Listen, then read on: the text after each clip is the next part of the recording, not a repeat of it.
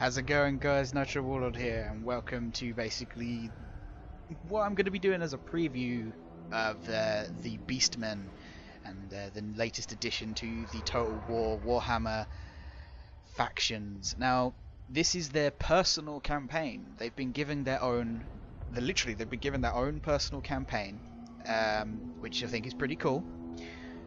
You can only play as the Beastmen for it, and you are basically fighting just north of the Empire's heartland. You are fighting just north of Altdorf. You are fighting against Todbringer, which if you've played it as the Empire yourself, you know he's a bit of a problem.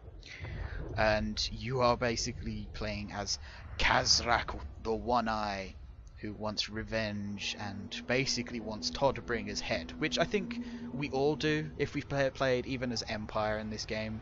I mean, who doesn't want Todbringer's head in this game, apparently? So yeah, very cool. I'm very stoked to see what the Beastmen can do. I loved them in when it was the Forces of Chaos as one army. They were so cool. I can't wait to play them. But this isn't going to be like a series that I'm doing. This is just going to be like a preview or a sneak peek of what they do.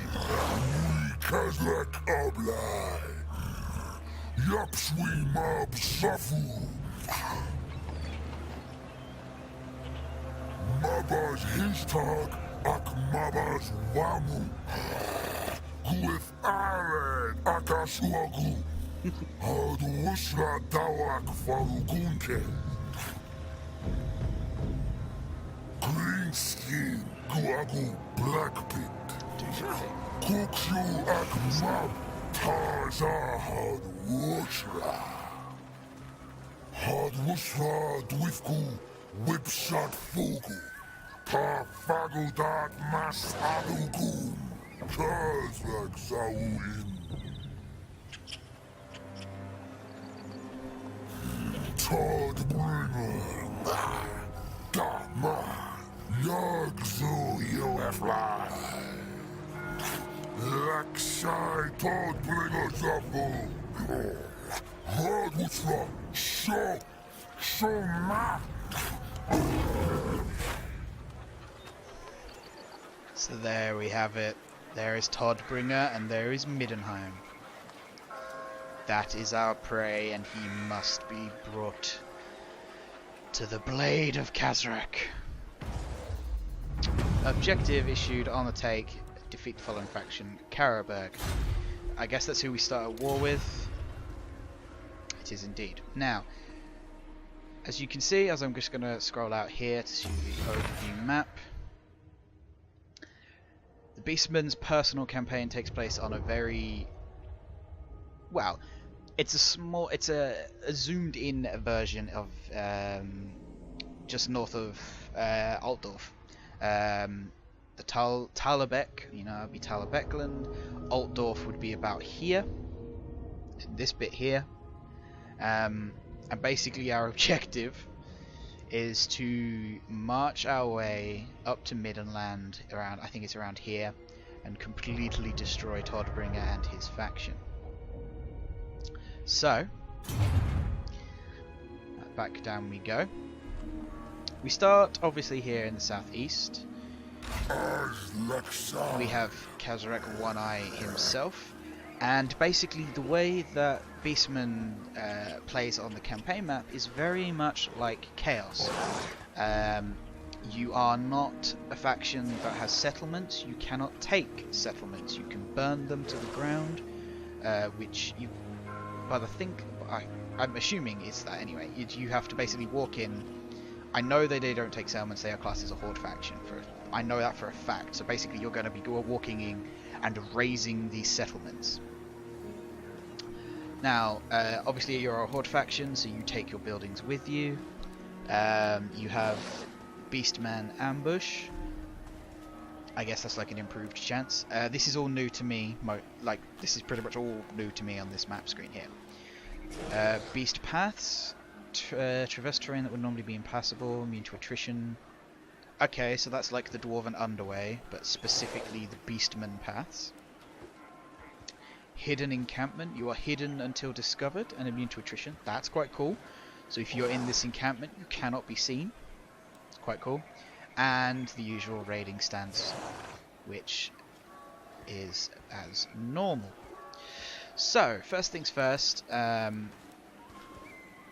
as you can see, it's pretty much everything is the same. You can recruit another lord.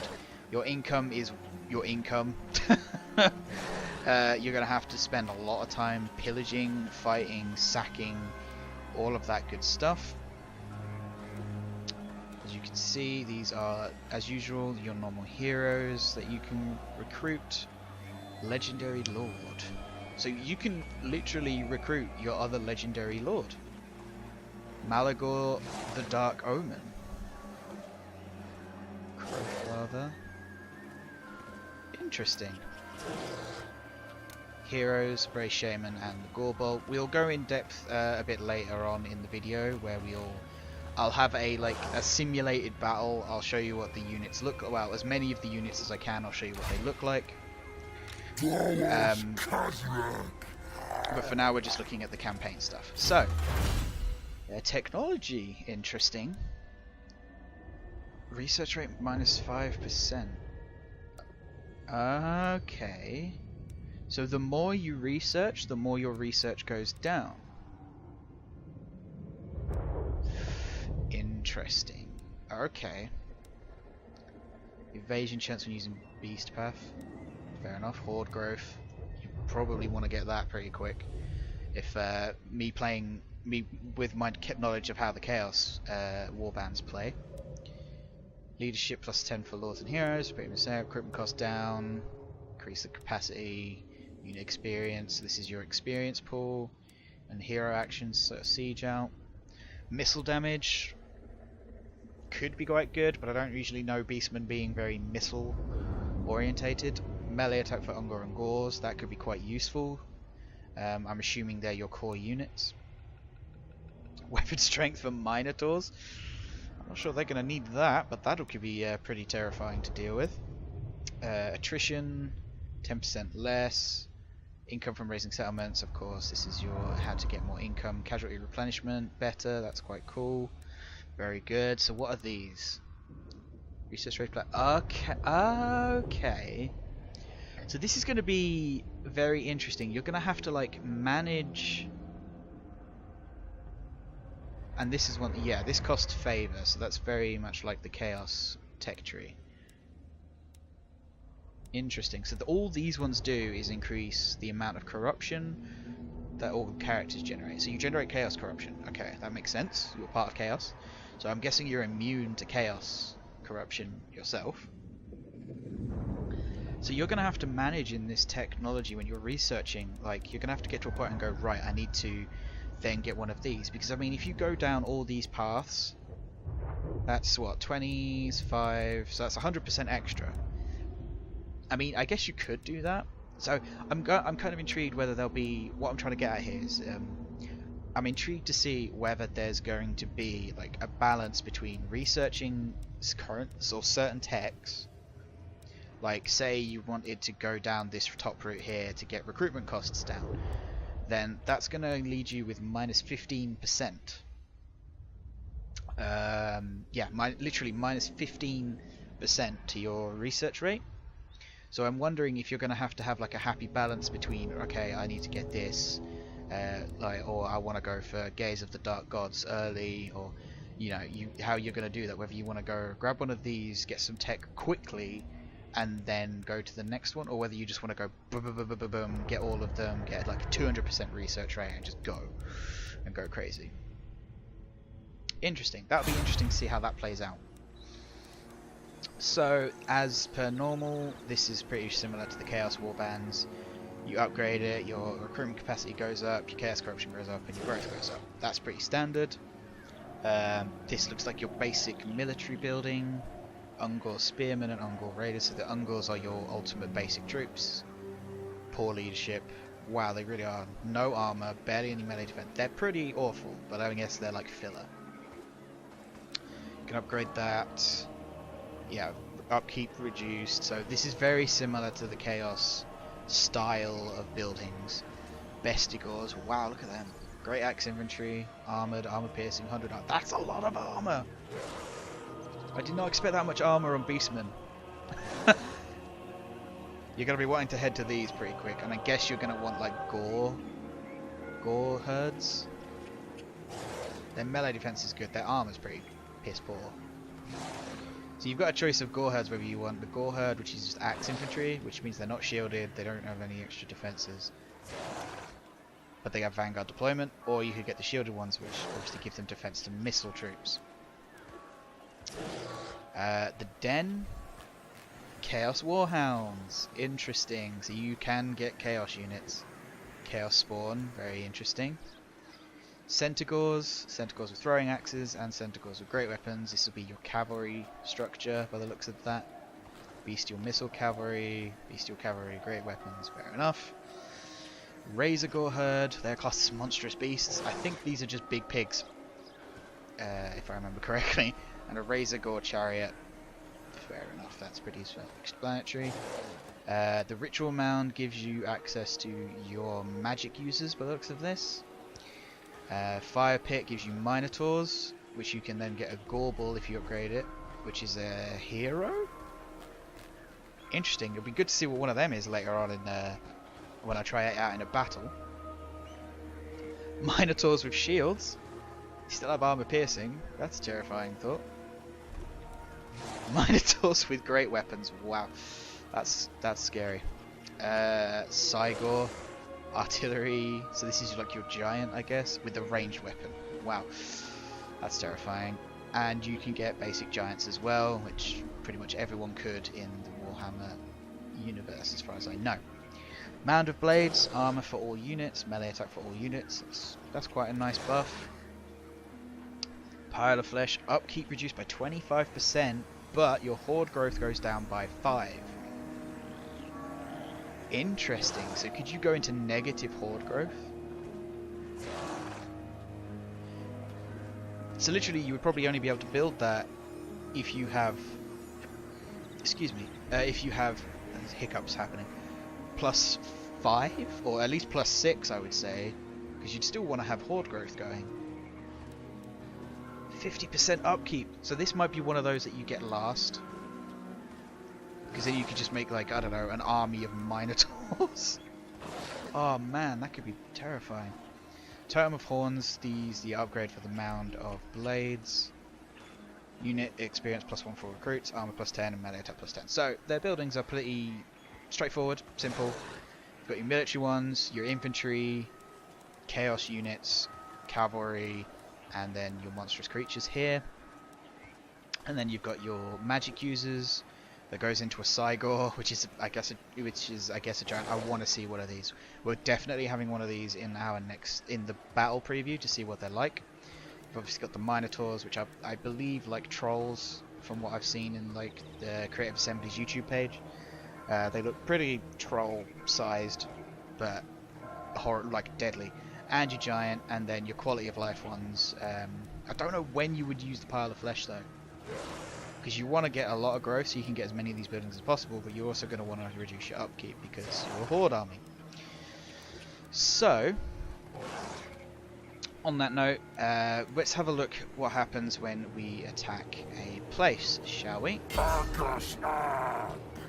not going to show the battle for this one. I attacked the wrong place.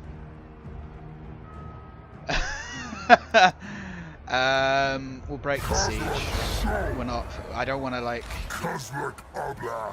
I don't want to fight like a capital yet. I want to like. I just want to see what happens, sort of thing. We'll set, I don't know, grizzly trophies to research for now. So yeah, and then we'll end the turn, I guess. Hello, Caribou. Don't worry, I'm not going to attack there. You don't have to worry. So yeah, let's see what happens when you attack a settlement. Okay, we'll just auto this. Lost 91, loot gained, so yeah, this is where you depend on things. Okay, so settlement captured, you can raise and defile, or you can loot and raise. So loot and raise is your usual.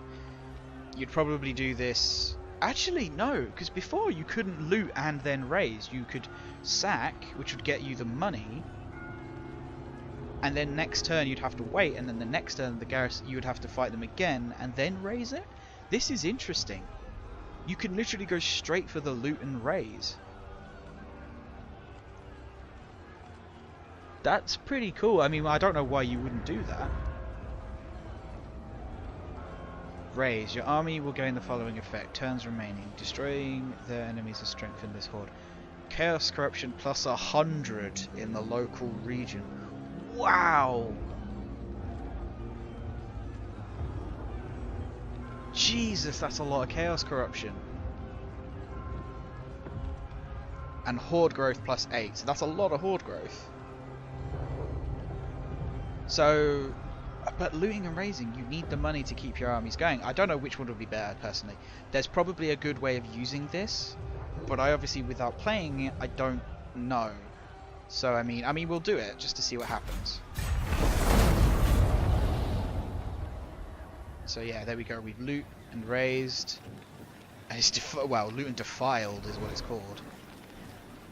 It's got our banner in the ground there. So that basically means next turn, like, chaos corruption goes up. One thing I didn't cover, because I've just noticed it, they seem to have a very orc mentality, like horde, because it's infighting basically. They've even got the same logos, which I think is a bit weird. Once this army's bestial rage reaches 80, and if the army has 17 units or more, a new Bray Herd army will emerge to aid in the main. So it's kind of like a war. It's a very similar mechanic, but obviously little tweaks, like you need 17 units in this army to get another one to spawn. If you're unruly, the War Herd will fight amongst themselves and begin suffering attrition, which is fair enough, quarrelsome. Drops below 20, infighting will lead to severe attrition, so that's very similar to the orc mentality of keeping up your fightiness. On this note, Kazrak the One-Eye did level up, so let's have a look at his talent tree. He's got obviously his unique weaponry, which is Scourge, which I believe is his sword. Melee attack plus 10, weapon strength for plus 10%, recruitment cost down, chaos corruption up, more post-battle loot, and the ability Scourge. Scourge gives him 36 melee defense. Imbued effects, though, is this? This no way is this on him. Poison for 10 seconds. Speed, weapon. That's a lot of debuffs. That's like debuffs to everything they have. That could be scary. And his Dark Mail, which gives him more armor, gives him magic resistance. Minus 10% to enemy hero actions, and passive Dark Mail, reduced power recharge rates, constant around himself, which, if you're fighting, I guess, a lord who pops a lot of abilities, they can't do that sort of thing. He can go into a Razor Gore Chariot, which would be interesting. Bestial Cunning, chance of spotting nearby foreign armies. Okay, so that's your ambushing stuff. It seems that Beastmen are going to be very dependent on ambushes. Crown of Horns, which is leadership and aura, it's pretty standard. Missile resistance, that's standard. Weapon strength, more weapon strength. I mean, look at this. Look at his stats already. He's got a ton of weapon strength already. So more weapon strength, more melee defense. I'm pretty sure this will be the same. Melee defense, leadership, hit points, weapon strength. Yeah, it's pretty standard. Speed and charge bonus. Deadly onslaught is as normal. Melee attack, melee defense, armor, and charge bonus increases. These will probably be very similar as well. Charge bonus for Ungors, legal loss, melee attack for Ungors, charge bonus for cavalry, call of violence, more leadership, apocalypse, which will then become apocalypse division, which is leadership and melee attack. That's interesting. Mage hunter, ammunition for Cygors, really low time for Cygors. Interesting. Melee attack for monstrous beasts. That could be one to go for. Gore herds and bestigal herds, you might want to go for that at some point as well. And aura size. His campaign effects, gargantuan hooves, which is always one that I'd usually go for. It's increased movement range. Income from raiding, upkeep, recruitment costs down, less attrition, less holdout time on sieges, wound recovery time, lightning strike, chaos corruption spreads better. Horde growth, that's pretty far into it. That's a bummer. Chance to intercept an army using the underway or the beast paths, increased ambush defense better, and gathering of beast horde recruitment capacity. Fair enough. Pretty standard skill tree then. Pretty the norm. I don't know what Beastmen will have a benefit for chaos corruption, other than causing like destabilizing in areas to make them. Yeah, look at that, it's going up like 10%. That's a lot. That is a lot. That's a lot of chaos corruption happening like instantly. But on that, I mean, that pretty much covers what you're going to be doing on the campaign. You're just going to be playing very similar to Chaos. You're going to be raiding as many. You're going to be trying to get into as many fights as you can, basically, to keep your income going. Hiccup again. I do apologize. And then keeping, because you've got to keep your fightiness up as well. I'm going to call it fightiness, even though it's called like bestial rage. It's fightiness. I've been playing too much green skins in my green skin playthrough. But yeah, you're literally just going to, by the looks of it, just going around demolishing the northern parts of the Empire to get revenge on Toddbringer. I have diplomacy, apparently, which I can actually apparently confederate with places. Which is fair enough. Cult of Ulrich, 11 settlements. Wow, that's a lot. But that's basically what's going to be happening on the campaign map. You're just going to be bulldozing your way through the northern parts of the Empire. Now, this is where I'm going to end this bit here. The video is going to keep going. I'm just going to end the campaign bit here, and we're going to go into a custom battle. It's not going to be a very big custom battle, so to speak. It's just sort of showing off what the units look like, their animations, and how they're going to be fighting. So I shall see you in 2 secs, guys. So here we are, guys. We're at the Monument of Gold. Monument of, I think it's that, that's what it's called. I can't remember the name of the map. Still really cool looking map. I love it. I love the battle maps in this. This isn't basically a, I would say, proper fight. This is basically just me showing off some of the units that the Beastmen have, and unfortunately I couldn't get all of them in, sadly. But basically, I think the ones I didn't get in were any of the Razor Gore stuff. I think that was like the only thing I missed. So basically, from what I know, Razor Gores are very big pigs with spikes on, and you can have chariots that your lords can ride with them in. But I didn't manage to fit them into this army here. But apart from that, I believe I've got everything else. I don't have all the different variants, but I can soon tell you what the variants will be. So, without any further ado, let's have a look at some of the army choices for the Beastmen.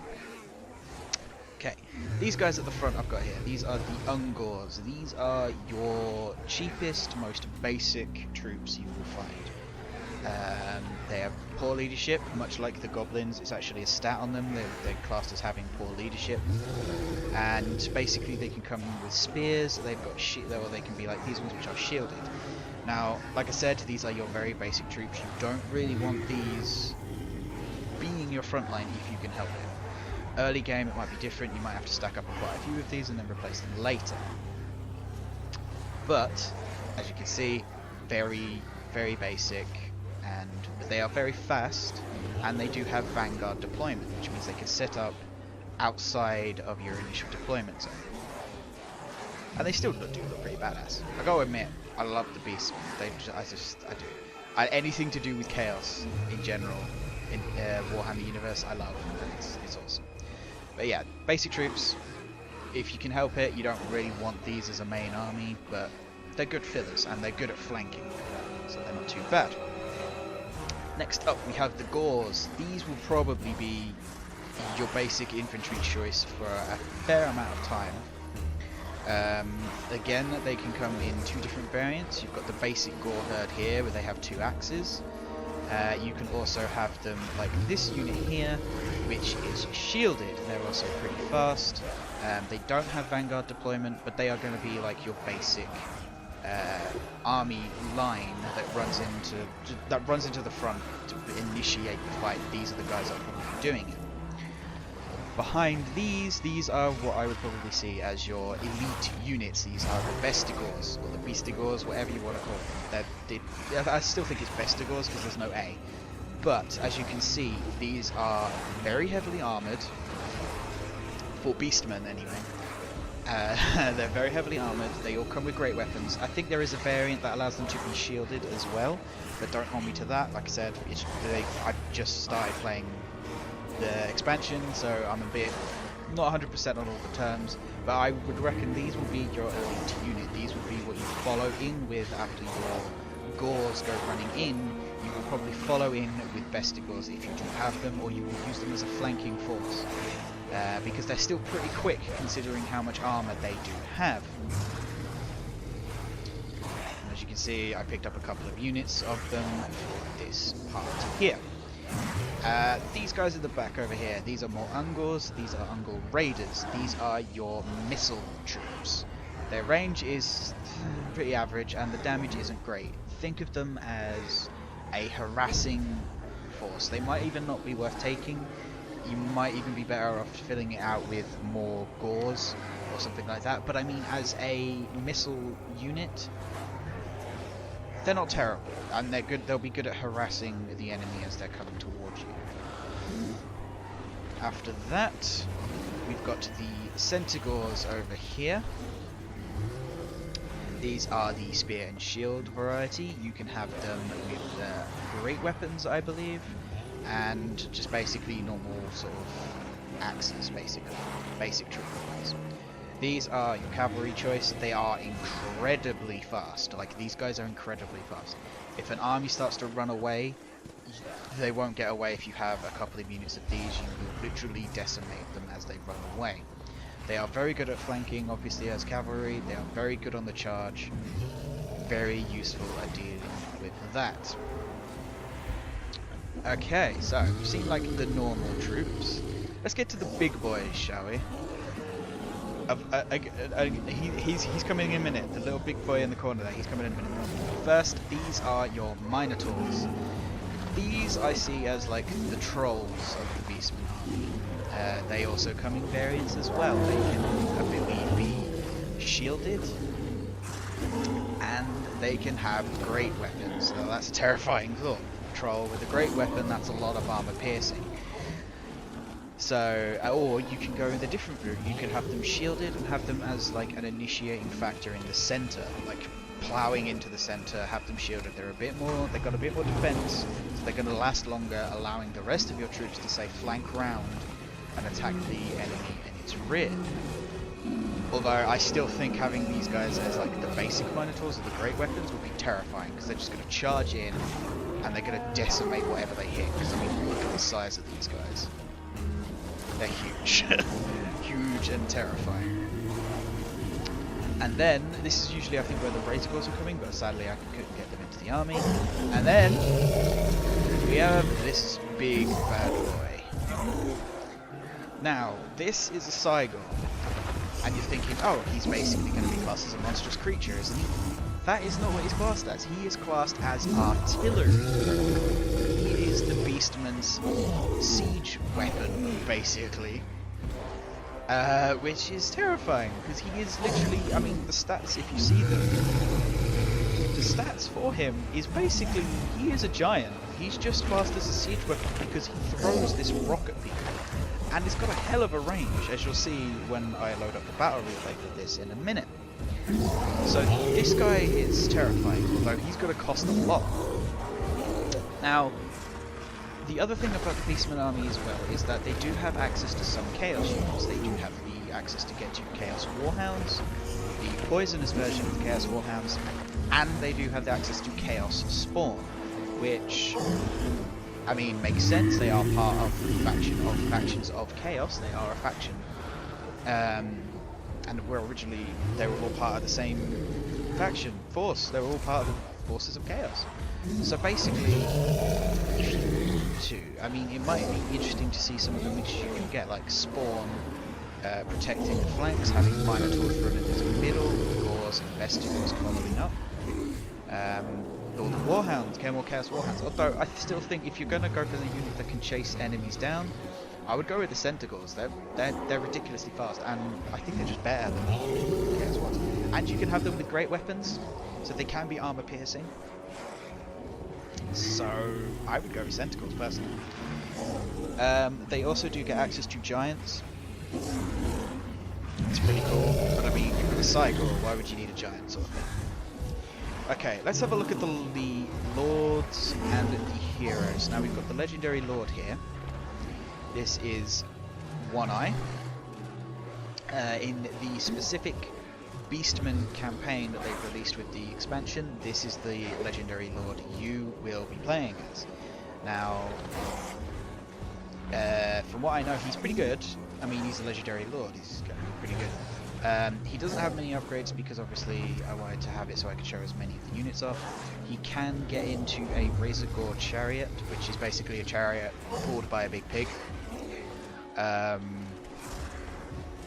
So I mean, that'll be terrifying. He changes into cavalry, obviously, which sometimes I'm a bit hesitant about because a chariot unit with a big pig, and obviously it's just going to be, he's going to turn him into a shock unit, basically.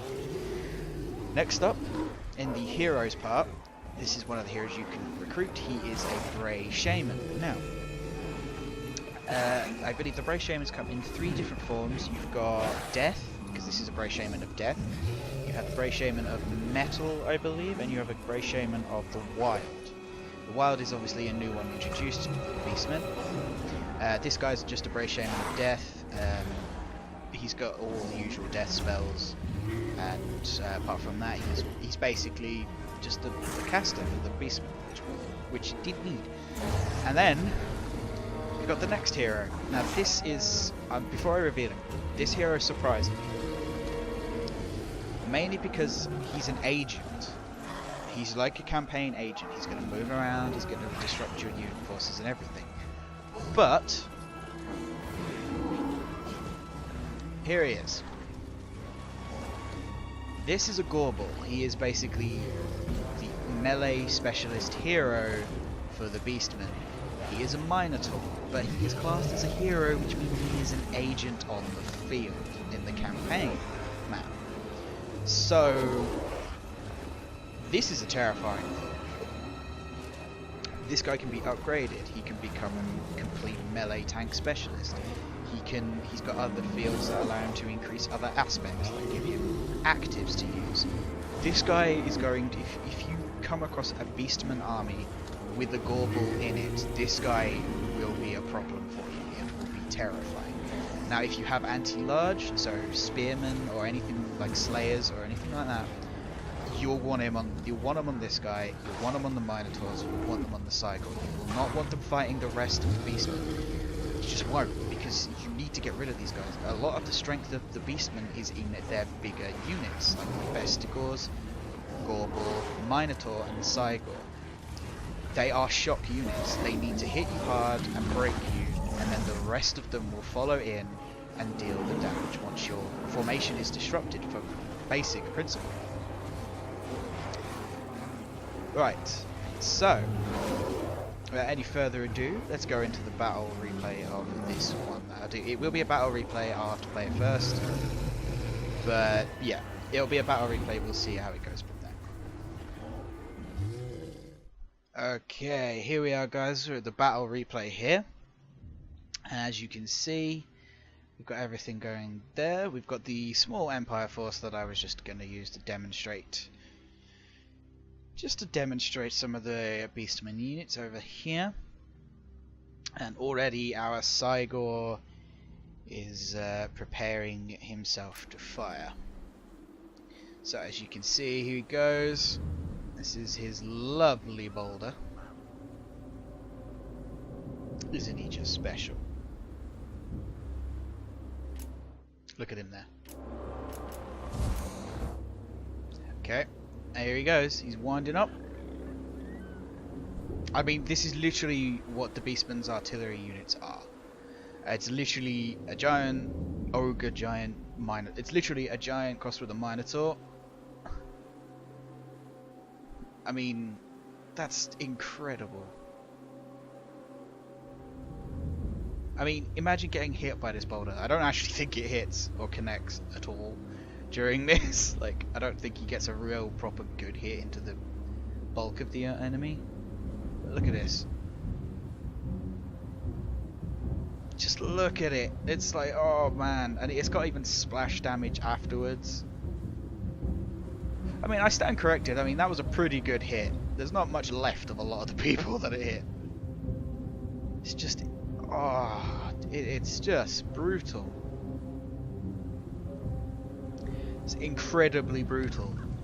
But then that's basically what the Beastmen are. They are a brutal army. They are just destructive and everything. Now, obviously I was a little bit out of position, so I am trying to reform a little bit. Just a little bit. And basically play at normal speed. Just hide it again as he throws another boulder. Oh, look at that. I take it back, he seemed to have got a few good hits. I was too busy focusing on reforming my line a little. Because I was caught a little bit out of position, which is bad when you're Beastman. Like, you need to be in the proper positioning and ready to go. He did score quite a few good hits. So these are the Ungors. I'm just getting them as like the meat shield for this little bit here. I've got the Gors in place. And I'm just sending everything in, everything in, everything in. Good throw from the Cygors. We all clash in the middle here. And then sending in the Gorbul. Oh, look at that roll. And then here comes the Minotaurs as well. The enemy horde is in this position here. I had my Grey Shaman there, cast Fate of the Una. And at this point, we're all just piling in, just piling in. My Centaurs, I'm notoriously bad with monitoring cavalry, and here comes the Cygor. Look at this, look at this. No care, doesn't care, wading in, stab. Already, the Minotaurs have already broken this Spearman unit. They're just brutal, absolutely brutal. I'm trying to get my Bestigors around to sort of flank, but it's not going as well as I'd hoped. I finally remember that I do have cavalry, and to start moving them around. I now send the Bestigors in. There we go, right in. Oh, that guy just lost his head. Cygor's still having a whale of a time in the background there. main force here is breaking. The Cygoids. Okay. These guys are mopping up the enemy lord. It's like... It's just... Look at this model. It's so cool. I am kind of glad that they introduced like the Blood and Gore DLC, and then the Beastmen came out. God, does it fit so well? Look at it. There's no care in the world. Just bang. Great. Oh, cavalry charge incoming. Just look at it. It's like they're relentless. Is like the best terminology for it. Vestigors just slowly following him. Just like, you're gonna run away, are you? You're not going anywhere. But this is how quick you need to do this for Beastmen. Like, yeah, they're broken. But this is how quick you need to do things as Beastmen. Like, they are very fast, they hit hard, they go in, they smash the living hell out of everything. And if an army can withstand, like, if you can hold the line their initial charge, you're doing pretty well, and you do have a chance of beating them. Even an army like this, if you can hold against their charge, there's going to be you're going to have to monitor your flanks a hell of a lot more. Just look at them, just like bang. And I think at this point these Minotaurs were getting tired. They're still so quick. Look at that! Look at that! That was ridiculous. They're so well animated. Creative Assembly have done a really good job with these Beastmen. Like, they can't even get away, look. Everything you have is so quick. So if you did manage to break a really large army and you really wanted to make sure that there was not much left of it, you would easily be able to do it. It's just so much devastation. Gorbel, having fun. I love the idea of the Gorbel. It still surprised me that they put a hero in like this, like a Minotaur. So like almost like it's basically like a monstrous creature that's an agent. It surprised me, but I like it because it's very fitting. I mean, it's going to be weird having him as a campaign agent roaming around, but who knows? It might be quite fun. Okay. Just mopping up the last of them now. There's a moment that I really want to catch. And it's coming up pretty soon. So, ignore the HUD for a second. I'm just bringing it up. But there's a moment that I thought was pretty badass. Like, these are very tired Minotaurs, and look how quick they're moving still. All ranks take retreat! Here they come. I'm gonna put it in slow-mo to get the charge coming in. I might have done that a little bit early. Just look at them. Look at everything's been done really well. Like the models are really good. The animations for the models are really good. It's just everything about it. I love this expansion already. If this is what the expansions are going to be like, then damn, I'm gonna really look forward to it. So here's their charge. Flying Minotaur! Oh god, just such a deadly charge. It's just men flying everywhere. Look, he's like, oh god! They're terrifying. They really are terrifying.